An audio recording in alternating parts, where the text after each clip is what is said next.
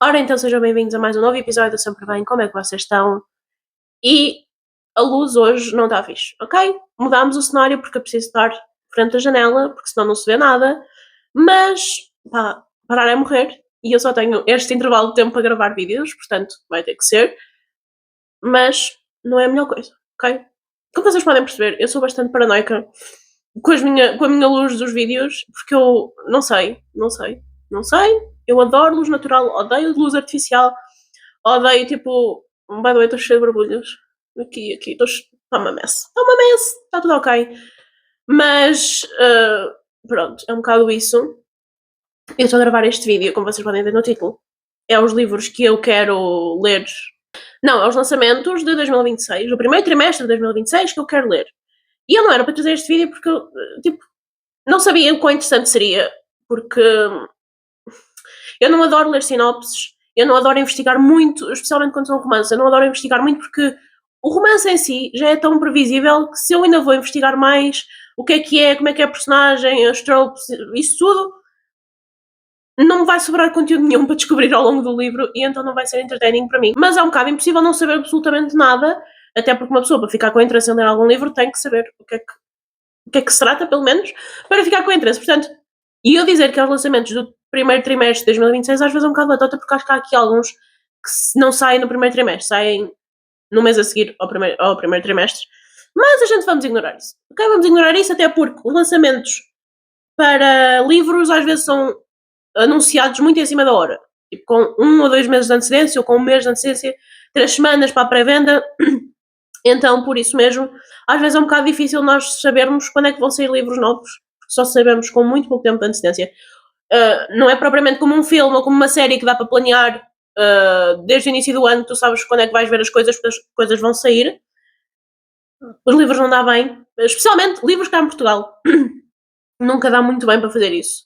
Porque as autoras e os autores podem fazer um sneak peek de que vão lançar este ano, mas a data certa nós só sabemos quando abrem a pré-venda e geralmente é com 3 semanas de antecedência da venda.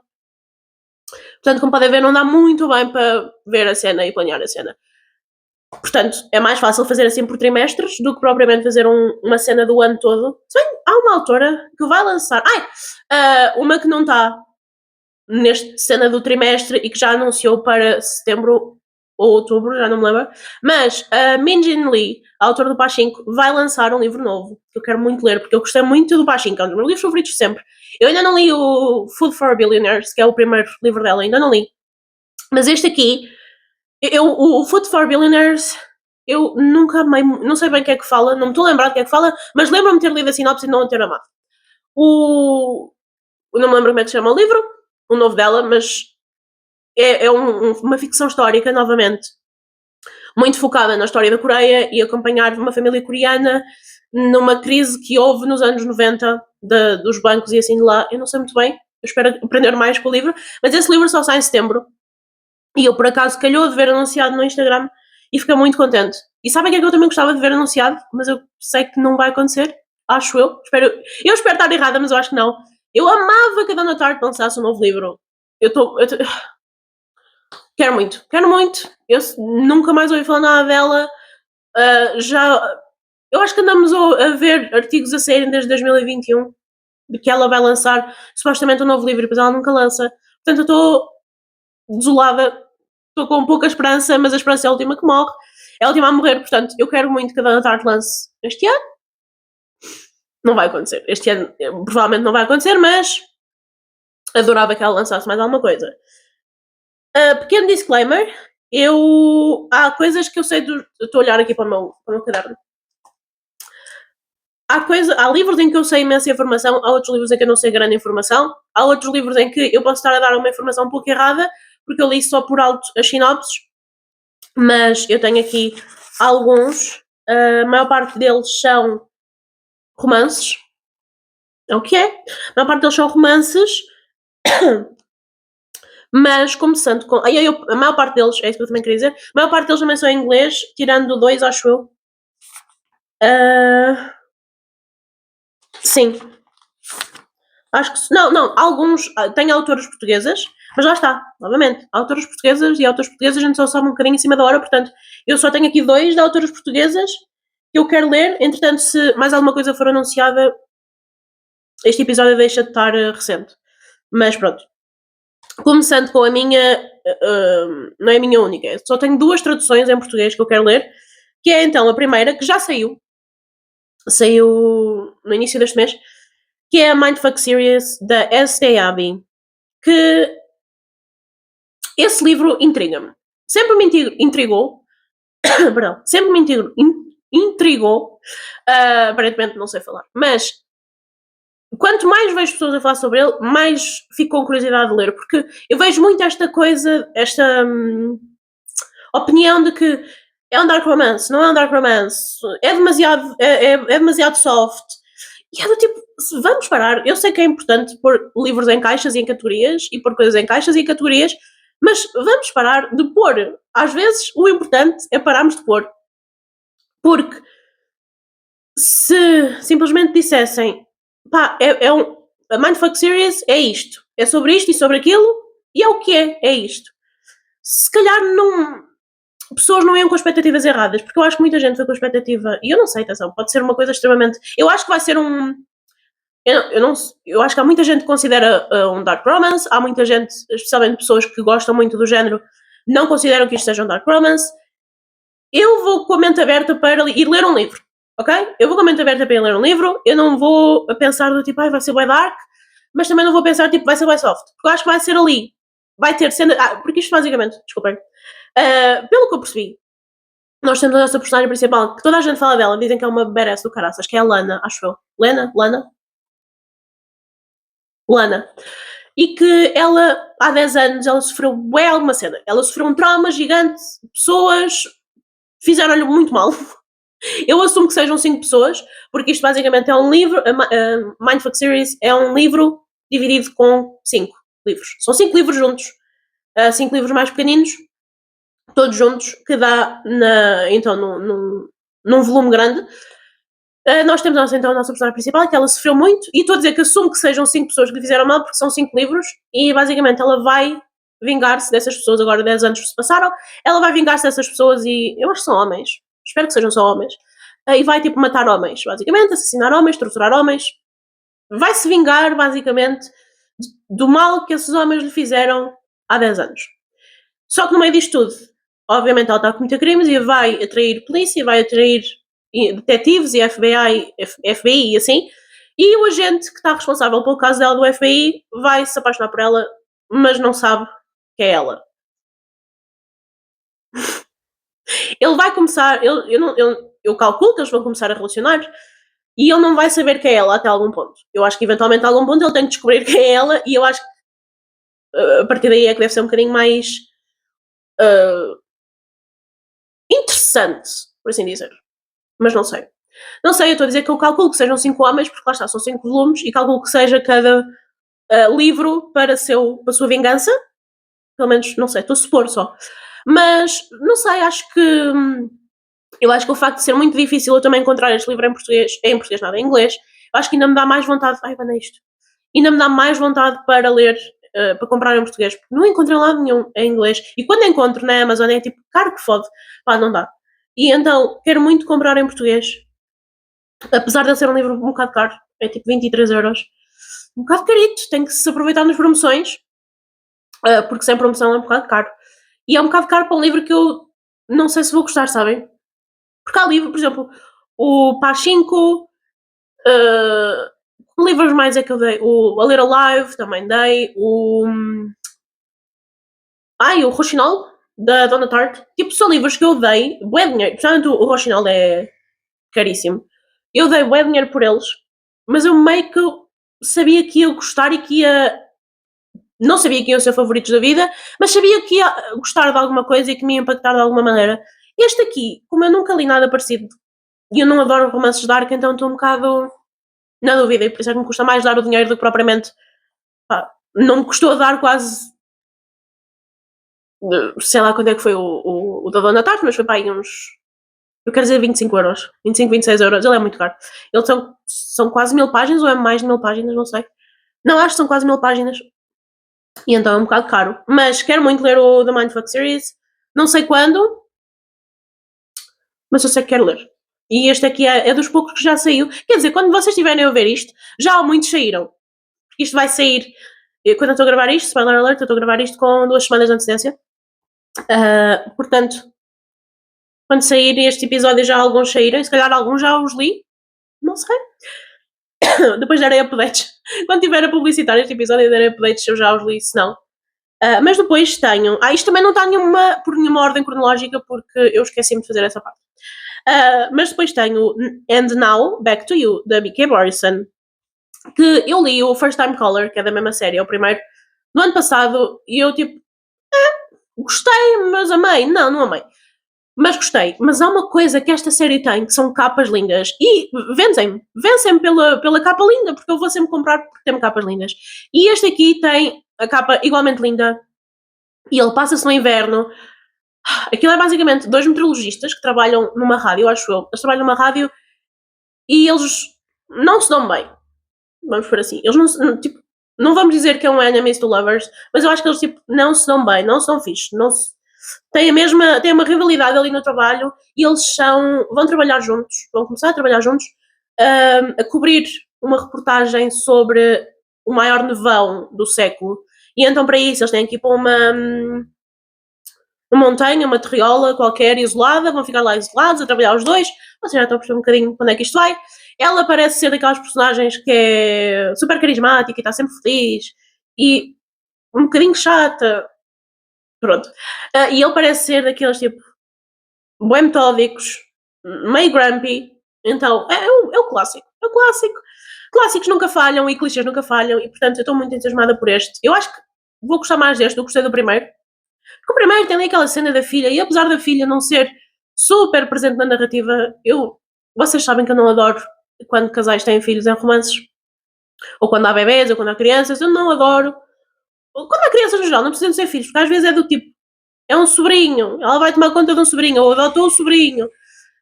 Continua a ser irritante, eu não gosto, mas pá, parece ser bom. E depois tenho o Two Can Play, da Ellie Hazelwood, que eu lembro-me que isto originalmente era só um audiolivro, porque isto aqui acho que é tipo uma novela super pequena, que é muito semelhante ao And Now Back to You, da B.K. Morrison, que eu estava a dizer, porque isto também é 2 pessoas estão a trabalhar juntas, não se dão muito bem e vão ter que fazer vão ter que ficar isolados numa montanha com neve. Basicamente nós temos 2 programadores de jogos, eles são um bocado rivais uns do outro ali, um do outro ali dentro da empresa, eles vão ter que trabalhar juntos para fazer um jogo e para se darem bem e para promover o espírito de equipa, eles vão fazer tipo um retiro sozinhos no meio de uma montanha cheia de neve. E não sei o quão bom vai ser. Eu adoro esta capa e eu sempre tive muita pena quando andava a ver livros da Ellie Hazelwood, sempre tive muita pena porque este aqui não era um livro, era só um audiolivro e eu amava a capa. E agora finalmente vai ser um livro, eu estou muito entusiasmada. Só tem 100 páginas, não está, é só uma novela pequenina. Tenho pena, porque eu acho que podia ser um livro completo, mas pronto. É o que é, vamos experimentar. Estou muito, muito, muito entusiasmada. Porque há livros da Ellie Hazelwood que são um fail completo para mim. E depois há livros da Ellie Hazelwood que são os meus favoritos da vida. E eu acho que este aqui está mais inclinado para ser os meus favoritos do que propriamente um fail. Estou muito entusiasmada. E eu sei, as premissas são bastante semelhantes destes dois. Eu vou ler os dois. Eu vou ler os dois, não vou ler um a seguir ao outro, até porque eu acho que o da B.K. Morrison só vai sair agora no final de fevereiro e o da Ellie Hazelwood sai logo no início. Portanto, mesmo que eu queira ler os dois, não vou ler um de seguida. Os dois de seguida, quero dizer. Mas, efetivamente, são 2 livros bastante parecidos que eu, se calhar, não vou ler tipo, rapidamente os dois, porque por serem tão parecidos, então não me apetece estar a cansar-me desses romances. Depois, para mudar aqui um bocadinho o shift de romances, eu tenho, finalmente, um novo livro da Miyako Kawakami, que é o Sisters in Yellow, que... onde é que está? Não sei. Mas está eventualmente a andar para aqui. Os livros que eu tenho da Miyako Kawakami. Eu já estou farta de falar sobre isto. Eu não adoro literatura japonesa. Ok? Eu não adoro, eu sinto que... Eu acho que eu acho não, tenho a certeza que há muito boa literatura japonesa, contudo, o que nos chega cá a Portugal é sempre o gato daquilo, os sonhos, o chá, o gato, vou-te dar um gato, vou-te recomendar um gato, os gatos de não sei de onde. E eu odeio, há tipos de livros que eu odeio antes sequer de ler, que é o dos gatos. eh, Vocês sabem o que é que eu estou a falar, ok? Vocês sabem, há milhentos livros sobre gatos e com gatos no título que nós temos cá em Portugal a ser publicados constantemente de autores japoneses. Perdão. E se vocês adoram, não tem nada de mal. Eu, pessoalmente, acho uma azeiteirice. E a Miyako Kawakami é das poucas autoras e dos poucos autores que eu li japoneses que eu amei completamente. Tipo, eu amei o Heaven dela. Eu não gostei tanto do Eggs and Breasts, acho que é assim, o cor-de-rosa. Eu não gostei tanto porque eu acho que ele começou muito bem e depois foi ali uma mess depois no final. No final não, no resto do livro.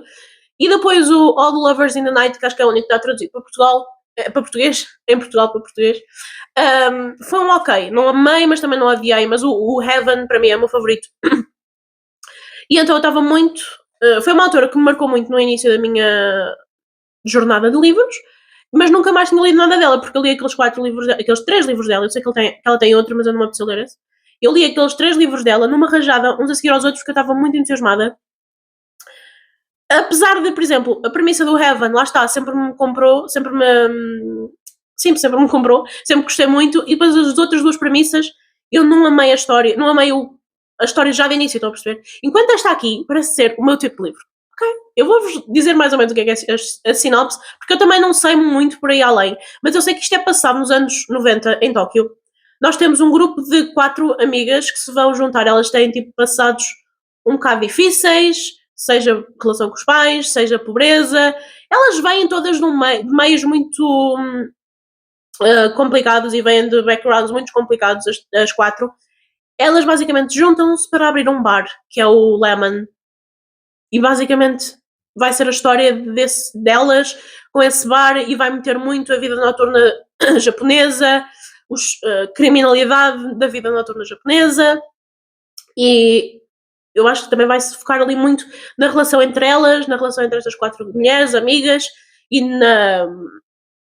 como isso se vai desenvolvendo consoante o bar vai ficando mais popular e coisas mais piores, coisas mais más vão acontecendo ali no bar.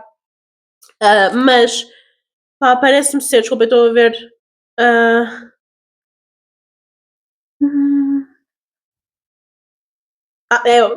é o livro, desculpem. É um livro, parece-me ser um livro muito bom, parece-me ser o meu tipo de livro. Eu sei que eu fico sempre um bocado desiludida com o desenvolvimento das premissas quando é literatura japonesa, portanto eu estou a tentar não pôr muitas expectativas, mas é um bocado difícil porque eu adorei esta sinopse. E é um livro, não sei se é o livro maior, que ela já, pelo menos destes 3 que eu tenho cá em casa, e então eu estou muito expectante com isso, porque o maior livro que eu li dela, que é o Eggs and Breasts, eu não achei fixe. Tipo, eu gostei muito do início, mas depois eu sinto que a segunda parte, que é maior, não estava lá. Não era a cena, não era a vibe. Então não gostei. Então estou um bocado de receio que aconteça o mesmo com este. Se bem que eu, nesse aí, no Eggs and Breasts, eu acho que foi um bocado porque originalmente aquilo ia ser só uma novela pequenina e depois ela acrescentou mais coisas. E então eu acho que foi um bocado por causa disso que eu gostei muito da primeira parte, que é mais pequena, e depois não adorei o resto do livro. E eu espero que este aqui seja um livro completo e então seja melhor. Pronto, basicamente seja melhor. Depois tenho novamente um romance que é o Unbound, da Peyton Corinne, que é o 3º livro na série que ela está a fazer agora da OK. A Peyton Corinne é uma das minhas. Ai, que é um caderno. É uma das minhas, se não a minha, autora de romances de OK favoritos? Não sei. Porque ela consegue pôr tudo muito bem dentro daquelas 300, 400 páginas e acho que funciona sempre muito bem sem ser uma seca. Ela consegue pôr romance, consegue pôr muito desenvolvimento de personagens e muito desenvolvimento individual de cada personagem, das personagens principais. toca sempre muito em assuntos de saúde mental, o que às vezes pode ser um bocado. Podem ser assuntos um bocado abordados de maneira um bocado forçadola, e eu nunca senti isso com ela. Tem sempre personagens muito interessantes. Nunca tira a parte de serem romances com cenas explícitas, o que para mim funciona muito bem, mas neste aqui, nós temos novamente um casal, daquele grupo de amigos que nós já conhecemos. Lá está, a premissa não é muito inovadora, mas eu gosto sempre muito como a Peyton Corinne desenvolve, especialmente as personagens. Nós temos um rapaz e uma rapariga que estão agora na faculdade, e eles anteriormente, vou mexer nos olhos, peraí, e eles já se conhecem desde a adolescência. Eles foram basicamente o primeiro amor um do outro, e depois alguma coisa aconteceu que nós não sabemos, eles deixam de ter contacto um com o outro. Há ali qualquer coisa que a gente não sabe. E agora, no presente, eles estão na faculdade, voltam-se a encontrar e voltam a comunicar um com o outro. Eu acho que a rapariga não quer bem comunicar, está muito magoada, e o rapaz está super confuso do que aconteceu, porque é que eles deixaram de falar. E eu estou muito entusiasmada por ler, porque também este personagem masculino, ele. Eu não sei se ele é autista. Ele tem qualquer coisa, mas eu acho que é autismo. Ele também tem. A autora diz que ele tem ansiedade, tem OCD, e eu geralmente nunca leio ou nunca me fico com vontade de ler coisas só porque personagens têm doenças ou coisas mentais. Mas aqui não sei porquê. Eu acho que é mesmo por causa do qual a Peyton Corin consegue desenvolver os personagens. Eu gostei especialmente do segundo, acho eu. Não me lembro, do segundo da série. Mas todos, eu gostei de todos. Gostei do primeiro também e gostei muito do segundo também. Eu lembro-me mais coisas do primeiro do que do segundo, vou ser honesta. Mas esta capa é linda. A capa não casa nada com as outras capas. Atenção, é totalmente aleatória, mas é muito linda. Muito linda. E eu, mesmo que eu não tivesse super interesse em ler este livro, eu queria na mesma, porque a capa é um bafo. Adorei. Que onde é que vamos? Agora outro romance de Oca, que eu não acho que seja assim super interessante. E também não sei muito bem do que é que fala. Eu não sei, nem sequer sei se vou gostar, que é o Face Off, da Chelsea Curto, que toda a gente já leu. Toda a gente já tem as cópias indie da Amazon. Eu nunca quis comprar as capas indie na Amazon. Sempre fiquei um bocado reticente se eu ia gostar. E de repente a série foi... ou está a ser publicada, não. Está a ser lançada na UC para venda. E o primeiro livro vai sair, eventualmente, nestes primeiros meses do ano. E eu quero experimentar. Quero experimentar. Aquilo basicamente, pelo que eu percebi, são 2 jogadores de hóquei. Um rapaz e uma rapariga. Só que eles jogam na mesma equipa. É uma equipa mista. Eu não sei como é que isso... Não sei o quão bem isso vai ser, o quão bom isso vai ser desenvolvido. Veremos. Eu não sei muito mais sobre isto, porque lá está. Eu acho que ele já vai ser... Eu acho que ele vai ser daqueles livros que eu quero ler, mas eu não sei se vai ser incrível. Não sei se eu vou amar. Porque eu acho que a minha cota de livros de hockey neste ano já está preenchida por outros livros que acho que me entusiasmam mais do que propriamente este do Face Off. Mas cá estamos para ler. E agora temos também outro romance, que é o Love Song, da Elle Kennedy. A Elle Kennedy, para mim, é assim: ou tem livros muito entertaining e bons, ou tem livros que são uma merda pegada. E este aqui é um standalone na geração pós off-campus, ou seja, é ali na Briarview, acho eu, e é um standalone, e tem música, e lá está, é um romance de hockey, e eu não tenho muita... ou seja, não quero ler este livro super rapidamente, tipo, não é daqueles livros que eu estou ansiosa à espera que saia, mas quero ler, porque lá está. A Elle Kennedy para mim é um hit or miss, e eu quero ver como é que vai ser este. Eu li a série, a série toda da Briar e eu gostei, foi tipo, ok, eu acho que overall dava-lhe entre 3 estrelas e meia a 4 estrelas à série toda, mas eu gostei muito mais de Off Campus. Eu acho que Off Campus está mais bem feito, pronto. Então, as personagens são mais interessantes do que propriamente todas as outras séries que ela já fez. No entanto, estamos aqui para ler este, ou para ver este, não sei quando é que eu vou ler. Depois tenho um livro de um autor coreano que... o autor chama-se Ji Young Han, ou Han Jiang, não sei, dependendo se estão cá em Portugal ou se estão na Coreia. Porque, para quem consome conteúdo coreano, quando diz os nomes, por exemplo, quando eu digo o nome do autor do Pachinko, quando eu digo este nome aqui, às vezes é estranho porque nós Eles lá metem os sobrenomes antes e depois o nome, e nós cá fazemos o contrário, e quando traduzimos livros para cá, ou internacionalmente traduzimos livros fora da Coreia, os nomes trocam-se, e às vezes é um bocado estranho de dizer, não parece natural. Mas o livro em questão é Honey in the Wound, eu nunca sei dizer esta palavra, mas as imagens estão a aparecer aqui. Eu quis ler esta sinopse e não percebi nada. Basicamente, isto é tipo uma espécie de realismo mágico. Ele é passado. Inicialmente começa a narrativa ali em 1930, nos anos 30, na Coreia, que para quem já leu Pachinko, ou para quem. Pronto, eu estou a dizer para quem já leu Pachinko, porque eu nunca me calo com o Pachinko aqui, mas basicamente foi quando o Japão invadiu a Coreia. Nós temos a nossa personagem principal, que ela é uma rapariga, uma miudita, ali tipo uma teenager, uma criança, não sei, ela é nova. E ela descobriu que tem um talento que é pôr as emoções dela na comida.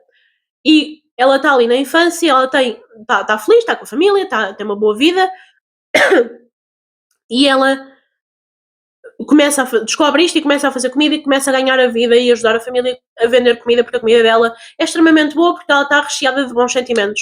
Até que o Japão invade a Coreia, ela fica sozinha, fica sem a família dela, e ela não consegue mais ganhar o pão com a comida que ela faz e que vende, porque ela não tem sentimentos nenhuns positivos ou bons dentro dela, e então ela enche a comida de sentimentos negativos, de luto, de raiva, de dor, e então a comida dela não é boa e ninguém a quer comer, e então ela passa ali um bocado as passas do Algarve, num período a seguir aos japoneses terem acabado com a família toda. Acho eu não sei, mas sei que ela vai passar por isto. Eu não sei se ela fica completamente órfã, se não, mas eu acho que sim. Nunca é muito explícito na sinopse. Pelo menos na sinopse que eu vi. Mas depois ela vai ser encontrada por uma pessoa, não sei bem se é um homem, se é uma mulher, mas ela vai ser encontrada por essa pessoa que vai perceber que ela tem este dom de meter as emoções na comida e vai levá-la para uma casa de chá e apresentá-la a um grupo de mulheres que são basicamente espias. Esta pessoa que encontrou na rua é uma. É um. Ai, uma. Não espia que eu quero dizer, é um. Ai, esperem, tenho que ir ver. Onde é que está? Basicamente é tipo um rebelde contra aquele sistema que está a acontecer e contra as invasões japonesas e o Império Japonês. E então essa pessoa vai pegar nela, vai levá-la para esta casa de chá, lá está, para este grupo de mulheres só, que são basicamente mulheres espiãs, que fazem, que atuam no campo só em casas de chás. Ou seja, elas fingem que têm uma casa de chá para espiar possivelmente soldados japoneses, generais japoneses e assim. E aí a nossa personagem principal vai ter mais contacto com os invasores, com os japoneses, não é? E vai também encontrar ali uma grande fan family e vai novamente fazendo luto da família dela e da vida dela, e a comida vai tendo mais emoções positivas, e até aí está tudo ok. E depois começa a ir para o presente, em que nós temos a nossa personagem principal, esta rapariga, que já é velha, ela mora em Seul, completamente isolada, não quer lidar com ninguém, só que nós sabemos que ela tem uma neta que nasceu em Tóquio. Não sei bem, não sei, lá está, eu acho que a gente vai descobrir depois como é que se ela estava na Coreia, como é que ela foi para Tóquio, pronto. Nós temos essa nossa neta que ela consegue entrar dentro dos sonhos das pessoas e ela começa a comunicar com a avó. E basicamente, a avó e neta vão desconstruindo tudo o que se passou durante aquela guerra, durante aquela invasão, vão descobrir ambas e vão tentar se curar. Neste caso, a neta vai descobrir coisas sobre a história do país dela que ela, se calhar, não vai ficar muito orgulhosa, e a avó vai então fazer uma espécie de luto de tudo e vai aceitar tudo o que aconteceu de mal, e então é ali uma coisa com realismo mágico muito confuso, mesmo de explicar é um bocado confuso, mas estou muito curiosa porque dá muito vibes de Pachinko, Vocês sabem? Às 5. Também é uma. Também começa ali em 1930, depois a nossa personagem principal também emigra para o Japão. Ai, é muito triste, e eu acho que este livro também vai ser muito triste, mas vai ser muito interessante de ler. Ele tem uma capa linda. Vocês estão a ver. Eu não posso esquecer de fotografias, não é um fiasco. Mas vocês estão a ver, é uma capa mesmo bonita. E então, continuando para outro livro traduzido que eu quero ler, que vai sair agora também este mês, que é Tudo na Natureza Apenas Continua, da Yi Yun Lee, que é um livro de não ficção, que um dos meus grandes objetivos também deste ano, é ler mais Yi Yun Lee, porque eu li o The Book of Lucy, eu amei, eu tenho ali o Wednesday Child, que é um livro de contos que eu também quero ler, só que é contos, estão a perceber? É contos e eu demoro sempre imenso a ir a contos. E então vai sair este livro, que tem uma capa linda, cá em Portugal. E eu ia sem expectativas, eu sabia que queria comprar porque eu adoro a capa as capas desta editora em específico, adoro, Alfaguara, adoro, e então eu já sabia que queria ler antes de ler a sinopse, e depois eu li a sinopse e fiquei chocada, porque basicamente isto é um livro de não ficção da autora, em que ela relata, não é ela relata, ela usa este livro para, acho eu, é a minha interpretação, ela usou este livro para não enlouquecer depois de ter perdido os 2 filhos, um deles em 2017 e outro em 2024, ambos por suicídio e ambos extremamente novos, e ambos cometeram um ato bastante perto de casa. E então eu tirei aqui uma citação da autora, e ela estava em inglês, portanto ela foi traduzida muito mal e porcamente por mim, em que ela basicamente diz: este é um livro para o James, mas não é um livro sobre luto ou tristeza. O verbo que nunca morre é o verbo to be. O Vincent foi e será o Vincent. O James foi e sempre será o James. Nós fomos e vamos continuar a ser os pais. Não existe isso do agora e depois. É só o agora e agora. E eu acho que lá está. Eu acho que foi mesmo a maneira de. Porque isto, a morte de um dos filhos foi relativamente recente.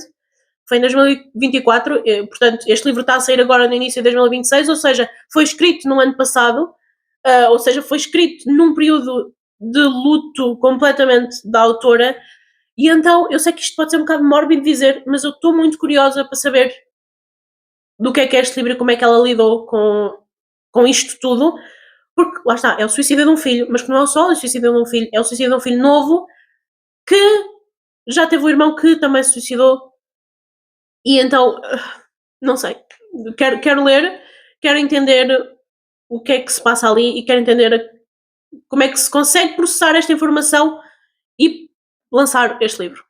Pronto, é um bocado isso. Agora passando para os meus 2 últimos.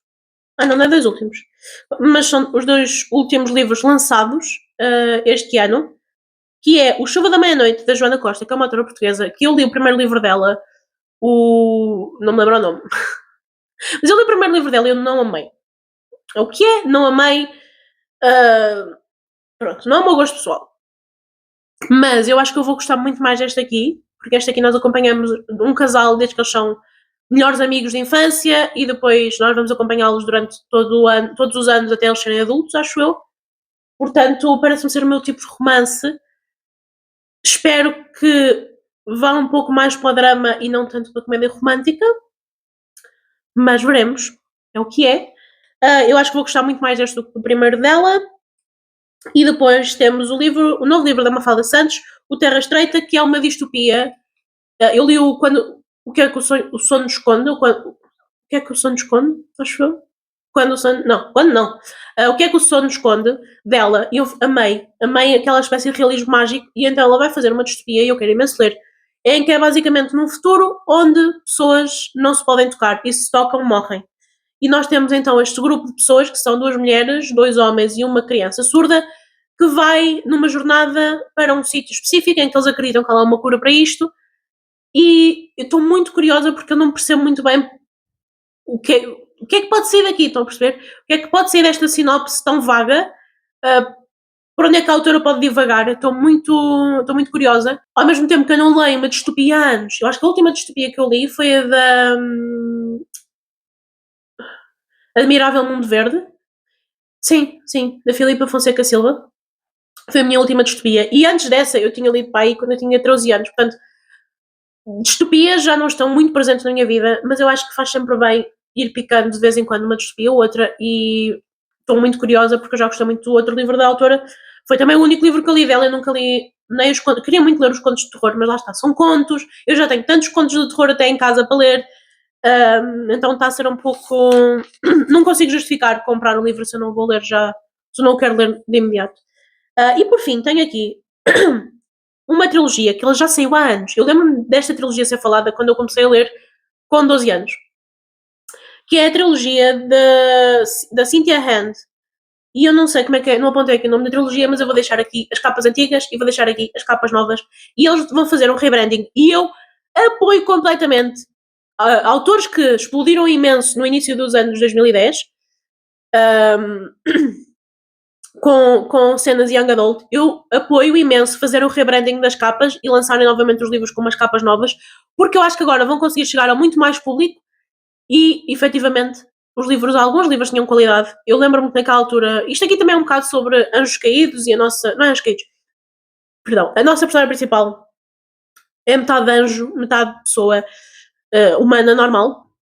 E então o facto dela ser metade anjo dá-lhe super força, dá-lhe super velocidade, mas também lhe dá tipo algumas responsabilidades que eu não sei quais é que são. Eu não li muito a sinopse porque eu lembro-me que eu já queria ler estes livros quando eu os vi inicialmente, mas eles nunca foram ou eu nunca os encontrei traduzidos para português, eu naquela altura não lia nada em inglês. E agora eles têm estas capas lindas. Estas capas são lindas e pá, quero ler o primeiro. Se calhar não vou adorar porque é young adult, não é o tipo de livro que eu já me identifico, mas eu queria muito ler o primeiro porque eu amei estas capas. E pronto, é um bocado isso. Mas é uma fantasia urbana barra fantasia paranormal barra young adult. Portanto, veremos como é que vai ser. Eu estou muito contente com os novos lançamentos. Obviamente que é muito importante nós não lermos só novos lançamentos, até porque há imensos livros já publicados, há imensos livros traduzidos, há imensos livros no geral, em todo o lado. Portanto, eu acho que é importante não lermos só novos lançamentos, nem focarmos a nossa energia só em novos lançamentos, mas confesso que me entusiasma muito e começar muito bem, esperar para um livro e lê-lo quando ele acabou de sair e está toda a gente entusiasmada por ele. Pá, é uma coisa que eu gosto muito, mas olha, o que é, para este episódio, é isto. Ai, estranho. Desculpa. Descobri que tenho uma nódoa negra enorme na perna, desculpa. Eu estava aqui a passar a mão na perna e tipo, senti, tipo, começou-me a doer e tenho aqui tipo uma bola. Eu bati com a perna em algum lado e eu não sei onde. Mas está mal. Está mal porque dá-me bué, pá. E está literalmente rijo. Bem, é assim, surpresas que nós apanhamos. Nódoas negras nas pernas e nos braços só porque sim, é o que é. Mas olha, eu espero que vocês tenham gostado muito deste episódio. Se gostaram, não esqueçam de subscrever, comentar, deixar gosto. E nós vemos então no próximo episódio.